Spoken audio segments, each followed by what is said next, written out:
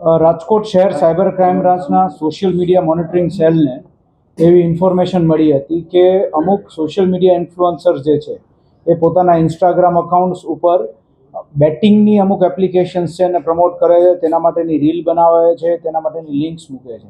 તેના આધારે તે બધી જે સોશિયલ મીડિયા ઇન્ફ્લુઅન્સર્સના જે અકાઉન્ટ્સ હતા તેનું મોનિટરિંગ શરૂ કર્યું અને મોનિટરિંગ શરૂ કરીને તેની અંદરથી તેવી માહિતી મળી કે તેમાં જે લિંક હોય તેની ઉપર ક્લિક કરવાથી ત્યારબાદ ફર્ધર જે મેઇન બેટિંગ એપ હોય છે તે ઓપન થાય છે અને તેની અંદર આપ પોતાનું એકાઉન્ટ ક્રિએટ કરીને કોઈ પણ વ્યક્તિ પૈસા અંદર ડિપોઝિટ કરી અલગ અલગ પ્રકારની બેટિંગ ગેમ્સ રમી શકે છે. આ બધી ગેમ્સ એ પ્રકારની છે કે જે કસિનોમાં રમવામાં આવે છે, કે જે પ્યોરલી ગેમ ઓફ લક છે, ગેમ ઓફ ચાન્સ છે, જેમ કે એવિએટર, વિંગો, વર્લ્ડ ફાયર.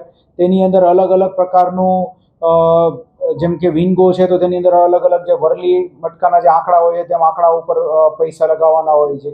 ઇવેટર ગેમની અંદર અલગ અલગ જે વિમાનો ઉડતા હોય તો કેટલી સમય સુધી ઉડશે આ છે તે જેની પર બેટિંગ કરે અને જો જીતી જાય તો અમુક પૈસા મળે અને જો હારી જાય તો પૈસા જાય.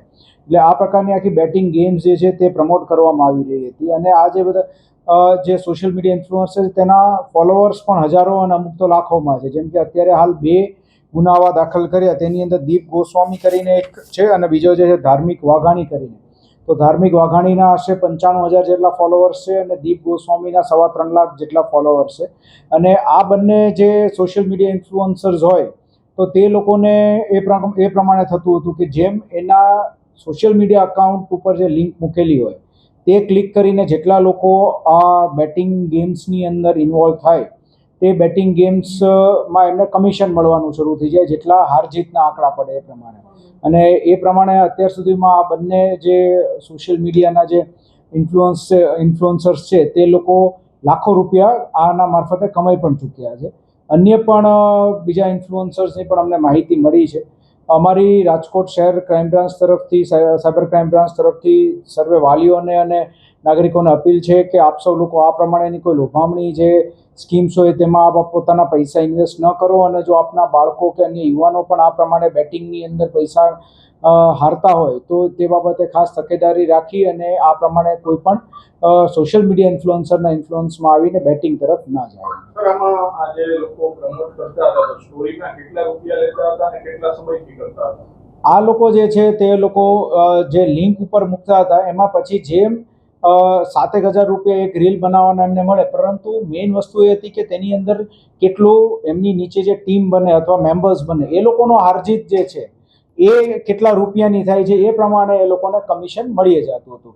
જેમ કે હાલ જે દીપ ગોસ્વામી છે તેનો એકાઉન્ટ ચેક કરતા આશરે 7.5 લાખ રૂપિયા જેટલું છેલ્લા 6 મહિનાની અંદર એને કમાણી આ રીતે કમિશન મારફતે થઈ છે. તો એ અત્યારે ચકાસણી શરૂ છે અને જે આ બેટિંગ વેબસાઇટ જે ચલાવનાર લોકો છે એ લોકો ઇન્સ્ટાગ્રામ મારફતે અથવા ટેલિગ્રામ મારફતે સંપર્ક કરતા હોય છે સોશિયલ મીડિયા ઇન્ફ્લુઅન્સર્સનો, તો તે બાબતની તપાસ પણ હાલ શરૂમાં છે. હા, તપાસ દરમિયાન જે લોકોની ઓળખ થશે એટલે એ લોકો વિરુદ્ધ પણ કાયદેસર કાર્યવાહી કરીશું. મેં કહ્યું એમ એ અલગ અલગ છે. જેમ કે હાલ જે 2 પકડી છે એમાં ટોટલ આપણે 3 ગેમ્સ મળી છે કે જેમાં વિંગો છે તો તેની અંદર અલગ અલગ આંકડા લખેલા હોય તો એ આંકડાનો આપણે રમવાનું હોય કે નેક્સ્ટ જે ખુલશે, આપણે કેમ વરલી મટકાના આંકડા ખુલતા જાય અમુક સમય, તો આ આંકડો ખુલે તો આટલા રૂપિયા. આ કલરનો એમાં કલર પણ હતા એટલે અલગ અલગ પ્રોબેબિલિટીઝ હતી. કોઈમાં 50% વિનની પ્રોબેબિલિટી છે, કોઈ બેટની અંદર 20% વિનની પ્રોબેબિલિટી છે, અમુક બેટમાં 40% છે. તો ડિપેન્ડિંગ અપોન જે પ્રોબેબિલિટી ઓફ વિનિંગ તો એ પ્રમાણે એના જે હાર જીતના આંકડા મોટા નાના થતા રહે. એવિએટરમાં, વર્લ્ડ ફાયરમાં પણ એ જ પ્રકારેનું છે. હાલ જુગારધારાની જે કલમ છે 12 એ મુજબ ગુનો નોંધાયેલો છે અને આની અંદર જે છે એ બેલેબલ ઓફેન્સ છે. વર્ષ દિવસ સુધીની સજા થઈ શકે છે અને ફર્ધર જે આનો ઓનલાઈન બેટિંગનો ઉપયોગ જે પણ થયો છે તો એ ઓનલાઈન બેટિંગનો ઉપયોગ કરીને જે છે એ બીજું ગુનાહિત કૃત્ય થયેલું છે કે કેમ આ પૈસાનું એ તપાસ કરશું તો પછી આગળ કલમનો ઉમેરો ફર્ધર કરવામાં આવશે. એ તપાસનો વિષય છે, હાલ એ ક્લિયર ન થઈ શકે.